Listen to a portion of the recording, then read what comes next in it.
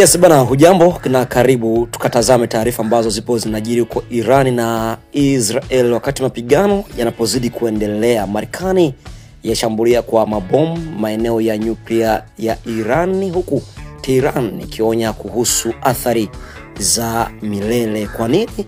Sasa bwana, taarifa ambayo imetoka muda sio mrefu ni kwamba Trump ameisaliti Iran na umma wa Marekani kwa mashambulizi. Waziri wa mambo ya nje wa Iran amezungumza hivyo. Waziri wa mambo ya nje wa Irani Abbas Araghchi amekuwa akizungumzia kuhusu mashambulizi kwenye maeneo ya nyuklia ya nchi yake, ambapo anasema Trump ameisaliti Iran na watu wa Marekani.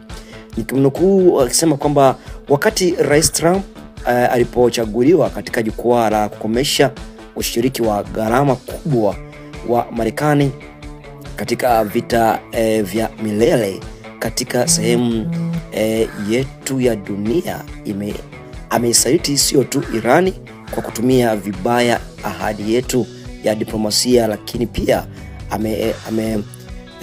amewalahai wapiga kura wake kwa kujisalimisha kwa muharifu wa vita anayetafutwa, ambaye amezoea kunyonya maisha ya utajiri wa raia wa Marekani. Alipoulizwa iwapo nchi yake inaweza kuvishambulia vituo vya kijeshi vya Marekani katika eneo hilo au kufunga mlango wa habari wa Hormuz, alisema kuna chaguzi mbalimbali upande wetu, alijibu waziri wa mambo ya nje wa Iran Abbas Araghchi.